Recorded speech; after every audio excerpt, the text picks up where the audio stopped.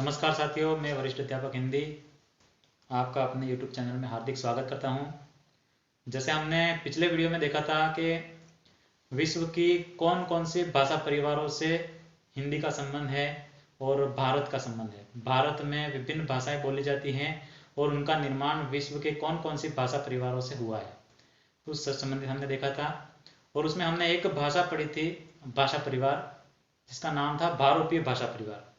मैंने बताया था हिंदी भाषा का निर्माण भी भारोपीय परिवार से हुआ है, तो उसके बारे में हम आज पूरा विस्तृत वर्णन करेंगे। देखिए, शुरू करते हैं। हिंदी भाषा का उद्भव एवं विकास। हिंदी भाषा का उद्भव एवं विकास में सबसे महत्वपूर्ण, पहले हिंदी का जो उद्भव हुआ है वह कौन सी भाषा से हुआ है? भारोपीय भाषा परिवार से हुआ है। हिंदी भाषा का उद्भव कौन से भाषा परिवार से हुआ है? तो कौन से हैं? भारोपीय भाषा परिवार। भारोपीय भाषा परिवार भारत प्लस यूरोपीय,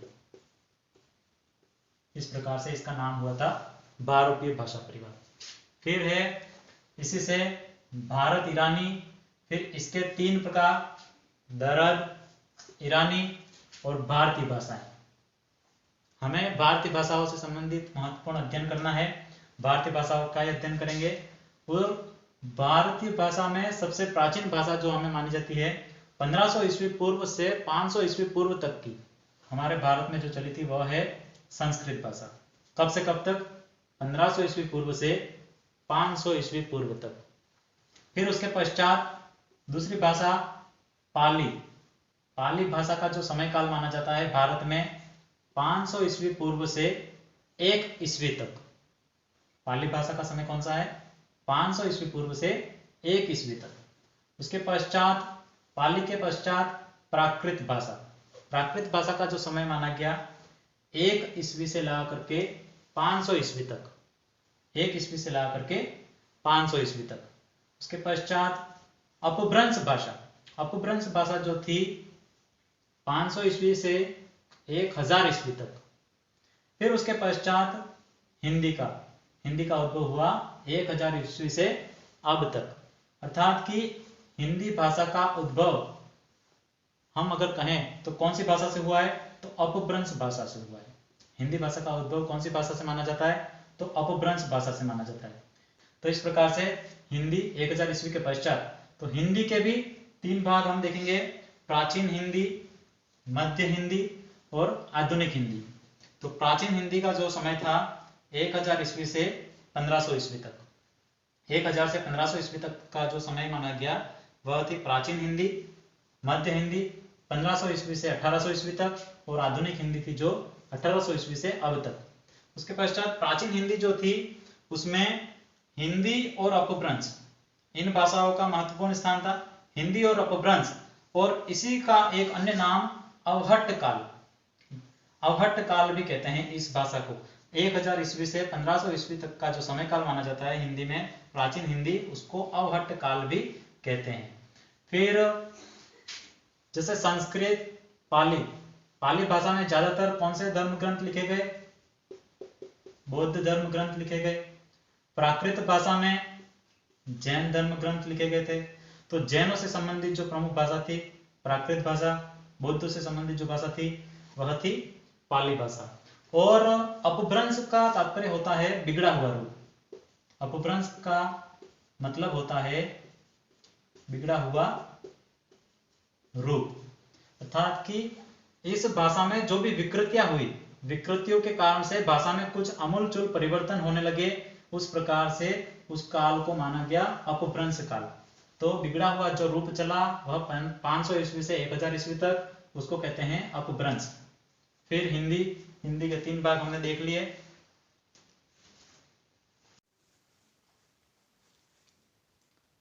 तो दोस्तों अब बात करते हैं भारतीय आर्य भाषा काल। भारतीय आर्य भाषा काल में आपको बताऊं, प्राचीन भारतीय आर्य भाषा काल, इसके भी 3 भाग हैं। प्राचीन भारतीय आर्य भाषा काल, मध्यकालीन भारतीय आर्य भाषा काल और आधुनिक भारतीय आर्य भाषा काल।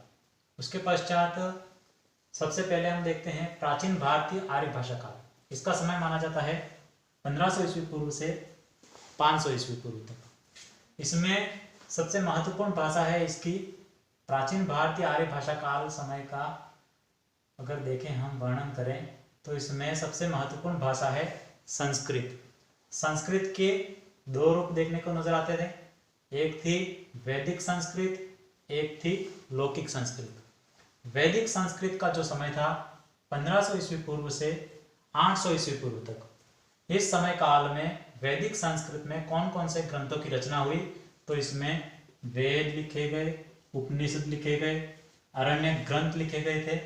उसके पश्चात आती है लौकिक संस्कृत। लौकिक संस्कृत का समय काल माना जाता है 800 ईस्वी पूर्व से 500 ईस्वी पूर्व तक का, और इसमें हमारे प्रसिद्ध ग्रंथ जो रामायण एवं महाभारत। तो प्रश्न आएगा कि रामायण एवं महाभारत कौन सी भाषा में या फिर संस्कृत के कौन से रूप में लिखे गए थे, तो लौकिक संस्कृत में लिखे गए हैं। ठीक है। उसके पश्चात है मध्यकालीन आर्य भाषा काल। इसका समय माना जाता है 500 ईस्वी पूर्व से 1000 ईस्वी तक। 500 ईस्वी पूर्व से 1000 ईस्वी तक, अर्थात कि 1500 वर्षों का समूहकाल इसमें माना जाता है मध्यकालीन भारतीय आर्य भाषा काल।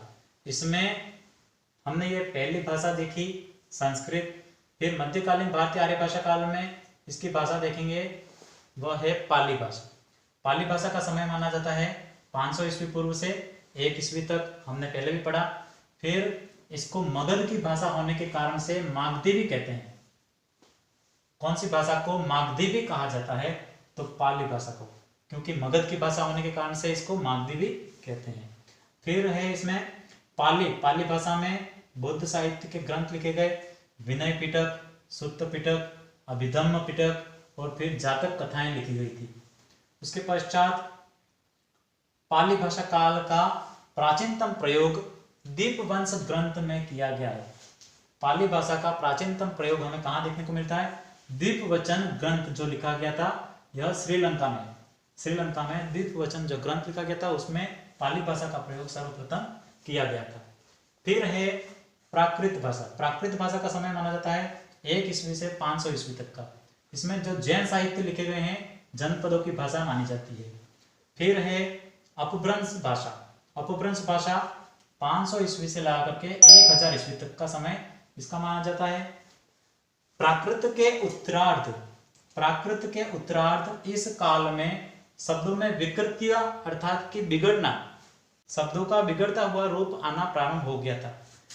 प्राकृत के उत्तरार्ध में इस काल में शब्दों में विकृति अर्थात कि बिगड़ना हुआ रूप उसका आना प्रारंभ हो गया था, बिगड़ा हुआ आना प्रारंभ हो गया था।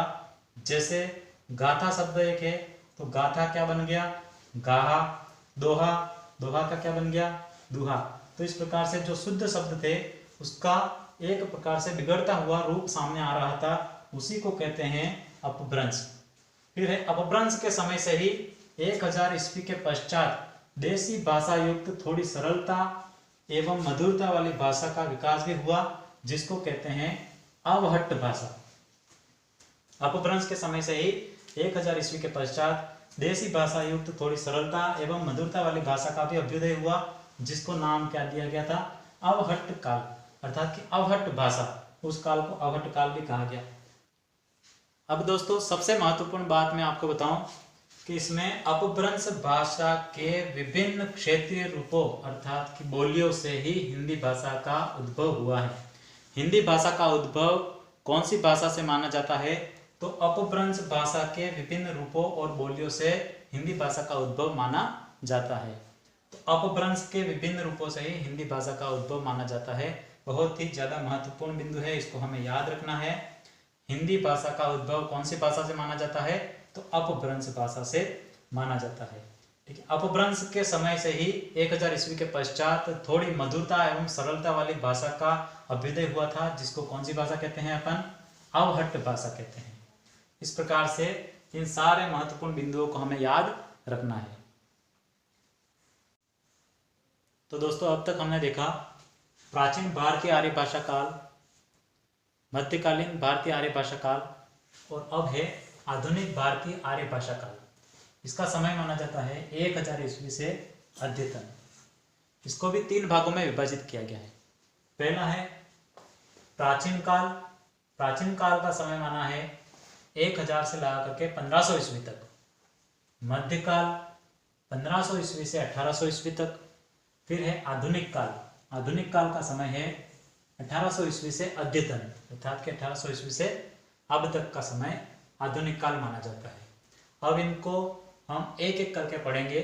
प्राचीन काल 1000 ईस्वी से 1500 ईस्वी तक के समय में, इसमें अपभ्रंश और हिंदी इसका सम्मिलित रूप, इसको कहते हैं अवहट्ट काल। 1000 ईस्वी से 1500 ईस्वी तक का जो समय था उसको कहते हैं अवहट्ट काल। फिर इसमें क्या क्या परिवर्तन हुआ भाषा में? अपभ्रंश में पहले 8 स्वरों का प्रयोग किया जाता था, जो अब 2 स्वर और नए जुड़ गए इसमें, ऐ और औ। अब कितने स्वर हो गए हिंदी में? 10 स्वर।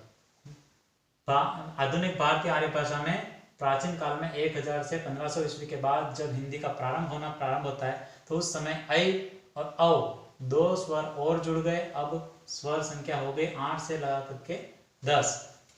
फिर दूसरा परिवर्तन हुआ, तत्सम शब्द इस काल में बढ़ने लगे। अरबी फारसी शब्द नए नए जुड़ने लगे। अरब और फारस, इन दो अरबी और फारसी 2 भाषाओं के शब्दों को इसमें जोड़ा गया। फिर ये 2 ध्वनियां विकसित होने लगी। एक कौन सी है? ड और द। ये 2 नई ध्वनियां हिंदी भाषा में विकसित होने लगी। फिर 1500 ईस्वी से 1800 ईस्वी के समय में क्या परिवर्तन हुआ?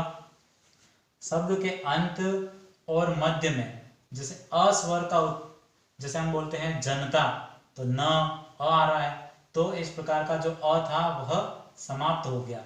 अब जनता केवल क्या हो गया? जनता। तो शब्द के अंत एवं मध्य में अ स्वर लुप्त होने लगा। अरबी फारसी के व्यंजन जुड़ने लगे, जैसे यहाँ पर नुक्ता लगाने की परंपरा प्रारंभ हो गई। क, ख, ग, ज, फ, ये अरबी फारसी के जो व्यंजन है इसमें जुड़ने लगे। विदेशी शब्द बढ़ने लगे। विदेशी भाषाओं के शब्दों का प्रयोग हिंदी भाषा में भी हुबहू किया जाने लगा। फिर एक परिवर्तन आया, फारसी का संयोजक की प्रयोग होने लगा। जैसे हम कहते हैं, मैं कहता हूं कि, इस प्रकार का जो की, यह कहां से आया है? अरबी फारसी इनसे। तो फारसी का जो संयोजक था की, इसका प्रयोग हिंदी में भी किया जाने लगा। फिर आधुनिक काल 1800 ईस्वी के पश्चात जो परिवर्तन हुआ उसमें क्या हुआ? अंग्रेजी ध्वनियां जुड़ने लगी, जैसे ओ, पूरा ओ न कहकर केवल ओ, ऑफिस, डॉक्टर, इस प्रकार से अंग्रेजी का संयुक्त अक्षर ड्र प्रयुक्त होने लगा। ज्ञान विज्ञान से जुड़े जो शब्द थे, जैसे लैपटॉप, कंप्यूटर, मोबाइल, इस प्रकार के अंग्रेजी शब्दों का प्रयोग हिंदी में भी हुबहू किया जाने लगा। सबसे महत्वपूर्ण इस काल की जो बात है वह है, इसको अंडरलाइन कर रहा हूं, बहुत ही महत्वपूर्ण है, व्याकरण का मानक रूप विकसित हुआ। प्रश्न आता है कि हिंदी भाषा के कौन से काल में व्याकरण का मानक रूप विकसित हुआ था? तो कौन से काल में? आधुनिक काल में, 1800 ईस्वी के पश्चात। और आधुनिक भारतीय आर्य भाषा का जो काल है आधुनिक काल, और 1800 ईस्वी के पश्चात व्याकरण का मानक रूप विकसित हुआ था। तो कौन से काल में? आधुनिक काल में। और एक महत्वपूर्ण बात, एक विद्वान थे उदय नारायण तिवारी, उन्होंने कहा था 13वीं शताब्दी से 15वीं शताब्दी के पूर्व तक के जो काल है उसको माना जाता था संक्रांति काल। सभी विद्वानों ने संक्रांति काल का अलग अलग समय निश्चित किया है। उदय नारायण तिवारी का बहुत ही महत्वपूर्ण, इसको हमें याद रखना है। 13वीं शताब्दी से 15वीं शताब्दी तक के जो समय है, 13वीं शताब्दी से 15वीं शताब्दी तक के जो समय काल को माना है उन्होंने संक्रांति काल कहा था। इस प्रकार से इनकी यह बात हमें याद रखनी है।